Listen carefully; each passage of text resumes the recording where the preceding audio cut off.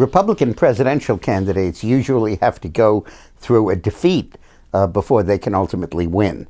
That's a lesson we need to bear in mind as we look to the field in 2016. 6 of the last 8 Republican presidential candidates ran for president and were defeated before they ultimately got the nomination to run. Romney ran in 2012 and was defeated in 2008 by McCain. McCain ran in 2008 but was defeated in 2000 by Bush. Bob Dole ran in 96 but was defeated by Bush in 92. Bush ran in 88 but was defeated by Reagan in 80. Reagan ran in 80 but had been defeated by Carter in 76. Nixon ran in 68 but had been defeated by Kennedy in 1960. 6 of the 8, the only 2 that didn't, were Bush 43, but then of course his father had been defeated, and Ford, but of course he was never elected in the first place. So this, whereas in the Democratic Party, of the last 7 presidential candidates, only Al Gore, who ran in 2000 and had been defeated in 88, had been defeated before he ran. Everybody else, it was their first time out.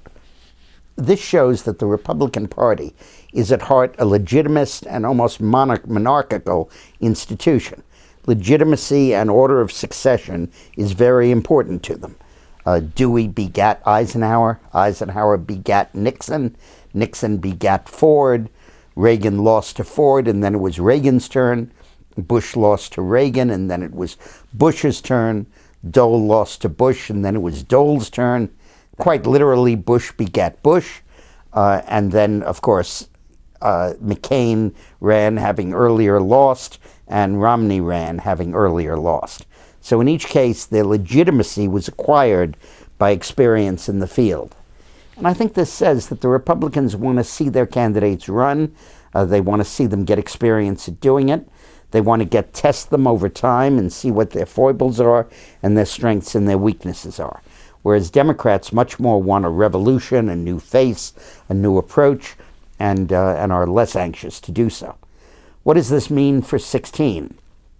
Well, of the candidates who lost in 2012, Romney could conceivably come back, but I don't think that's very likely. It's possible, but I don't think, maybe not. Santorum probably is too conservative. Kaine and Bachmann had strong candidacies, but faded quickly, and some of the reasons they faded linger and are still handicapping them. Gingrich left a great deal of angst and bitterness in the wake of his candidacy. But Perry didn't. And Perry, the governor of Texas, has many advantages. He appeals to Latinos coming from Texas and always has in that state, and about 1/3 of America's Latinos live in Texas. He's acceptable to the Tea Party, but not of the Tea Party. He has a very good record as governor of Texas, and he has an obvious capacity to raise a great deal of money. When he ran last time, his candidacy was hobbled really by a lack of preparation, and I think ultimately a laziness. And that's why he couldn't name the 3 departments that he would abolish. I just don't think he studied the issues. Everything he talked about was about Texas, and I don't think he really took the time to become a national candidate. But I think that could change now, and I think Perry could be a very important nominee. The other possibilities are, of course, Jeb Bush. I think people are tired of a Bush-Clinton race, but as long as there's a Clinton, there might as well be a Bush. And I think if Jeb runs, he would have a very good chance at the nomination. I personally doubt that he's going to run. He doesn't sound like it. Paul Ryan could run, but of course he's kind of underperformed in the 2012 election, many people feel.